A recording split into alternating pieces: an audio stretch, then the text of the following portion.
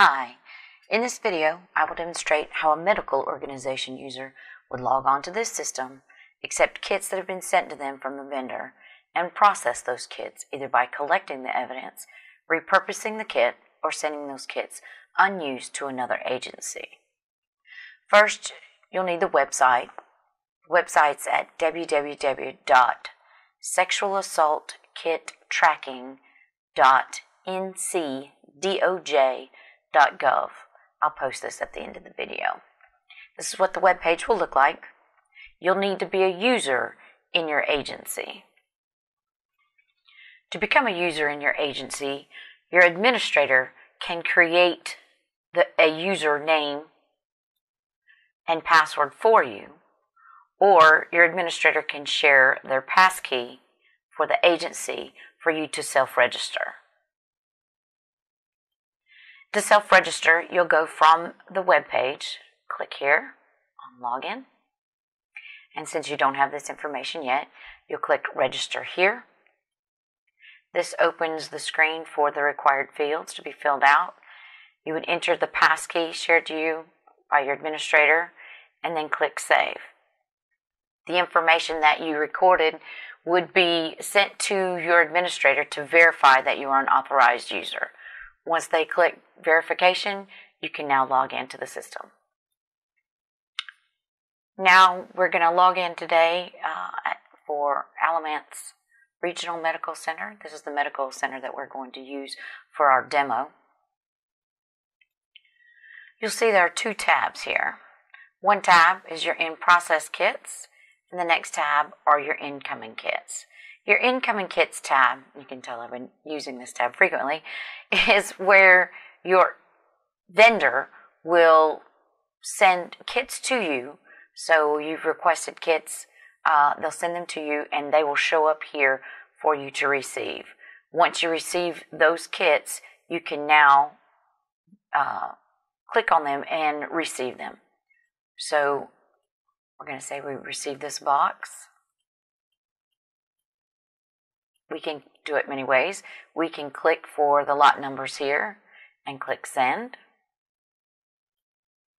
We can click all of the boxes, again highlighting none of the boxes. But when you click Receive, it will pre-fill that information if you select it. If you selected none, then you can say the range of kits that you want to receive. It's going to pre-fill with this information, but it is editable. Again, this is going to pre-fill for today, but you can change it. If you receive all those kits, then it will give you the green ribbon saying that you have done a successful step, and it will move them into your in-process. If you only want to receive one, you can click in the box and hit Receive, and it will pre-fill. Or you can click here and receive kits. And again, it will pre-fill. You can see certain information about a kit just by clicking on the kit itself. This is the last step that was taken for this particular serial kit number. You can see the timeline. Again, we liken this into chain of custody. However, this is not a chain of custody. It's more just a chain of the transfers, and it will be in Word and pictorially represented. And again, we could receive this kit from this same screen. So now that I've received these kits, they're in my In-Process Kits tab. These kits would now all be available to be used. So at a glance, you can see most of them are listed as unused. One has some information listed. There's information required before you can send it out of your possession. And we're going to go over a few of these. You can click a kit here, and it will open to that information. Or you can click here in the radials and click Edit, and it again will open that same bit of information. So these kits are available to be used. These kits are available to be collected. So you'll do the same procedure for collection. You'll take a kit out of stock, You'll collect it, collect the evidence. You'll give the sheet to the victim with this number written at the top corner of the sheet, and you'll prepare this kit for transfer over to law enforcement. Before you can give that kit to them, you need to enter this information into the STIMS system. The expiration date will be already entered from your vendor. Here, you'll click on the law enforcement agency that's coming to get this kit from you, or that's already there waiting for this kit. You'll click on the collection date. Again, it's going to pre-populate with today's date, but if necessary, you can change that. And then the only other bit of information that you have to record here is the victim reporting this as a crime, or are they choosing to remain anonymous? So click on named or anonymous at this point and hit save.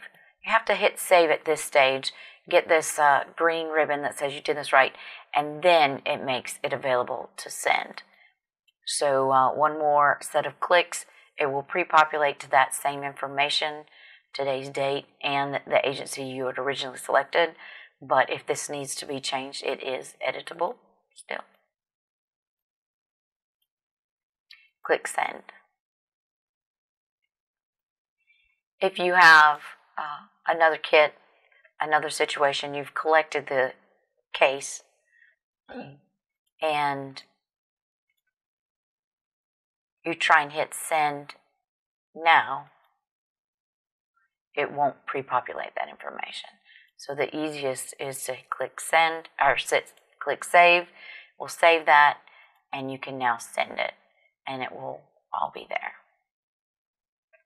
We recognize there are times that you have a kit and you may need to use it for something like training, or it gets spilled and contaminated in the ER or something like that, and you have to throw away this kit.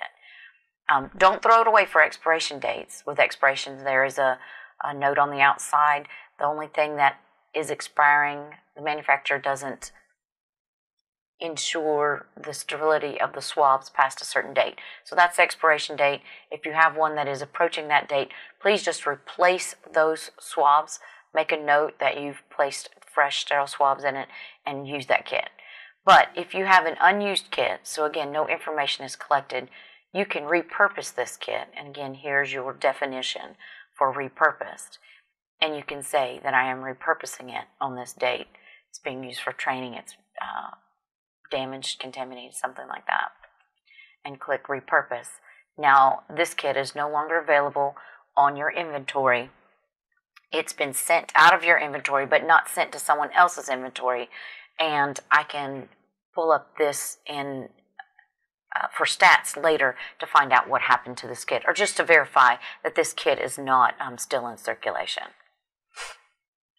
We also recognize that sometimes an agency may run out of kits, and they've called to receive their kits have not come in today, or today we have a victim showing in the ER that needs collection, yet you are out of kits. You can send a kit that is unused. Again, this information has not been filled in because it hasn't been used, and send these kits to another neighboring medical agency. So the mountains, they're out, they're sending a law enforcement officer to your agency to get it, but this kit is going to that hospital. It's no longer in your queue.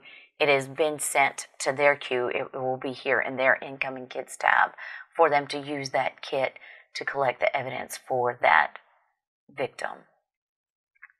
We also have a situation, a kit may be collected. You roll through the steps.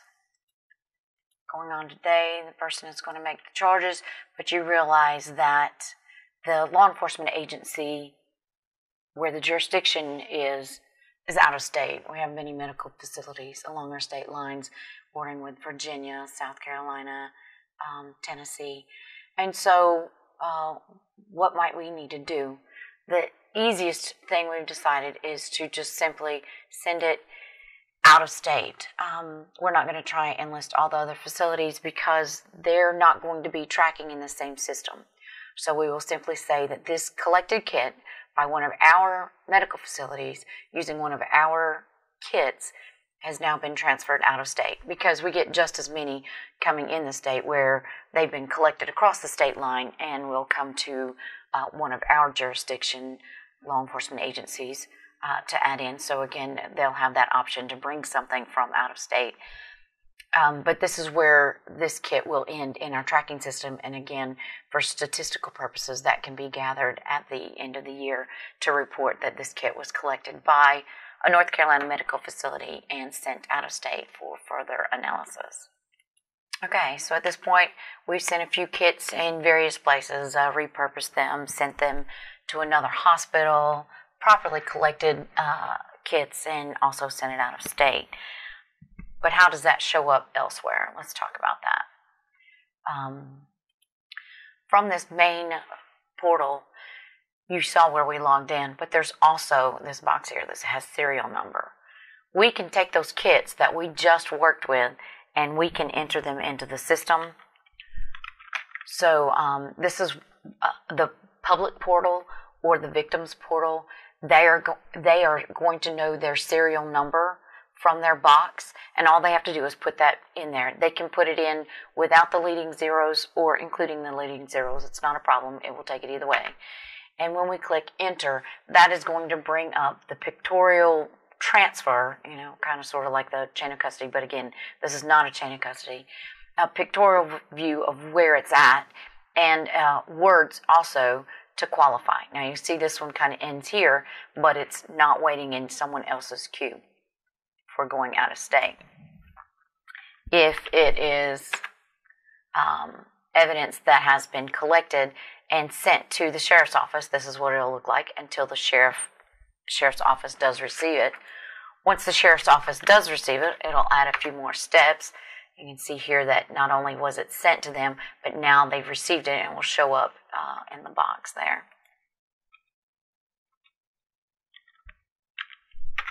If we know the kit was repurposed, again, it just makes this terminated step right here. And that's how we would be able to track that kit in the system overall. And this is one where the kit was received here for Alamance County, or Alamance Regional to use, but now they've sent it to Allegheny Memorial to use, and Allegheny will receive it, and then the kit will continue. You can see here that it's still unused. So that's really all there is to the medical organization user's role. The procedure for acquiring your kits will remain the same. You'll call your vendor, and they will start the procedure in the system, creating those kits in the system and transferring to you in the system, and they will send you your kits. When you receive those kits, make sure that the serial numbers match up and receive them into your system, and then the collection procedure, again, will remain the same. No policy changes there. You'll collect it, and then you'll enter the 3 bits of information into STIMS. And then again, this is trackable by the victim from this point forward. You need to enter your data as quickly as possible, because the next leg, law enforcement, would need to be entering that they've received the kit, but if you haven't pushed it in the system to them, they can't get it and continue on with their updates into the system. So please keep this as contemporary as possible, setting up some part of your procedure to be the update to this system. All right, if you have any other questions, please feel free to contact me. My name is Susie Barker. I'll be the statewide system administrator. My email address and phone number are there on the screen, 919-582-8841, sbarker@ncdoj.gov. And then once again, here's the website to get into the system overall. Thank you and have a great day.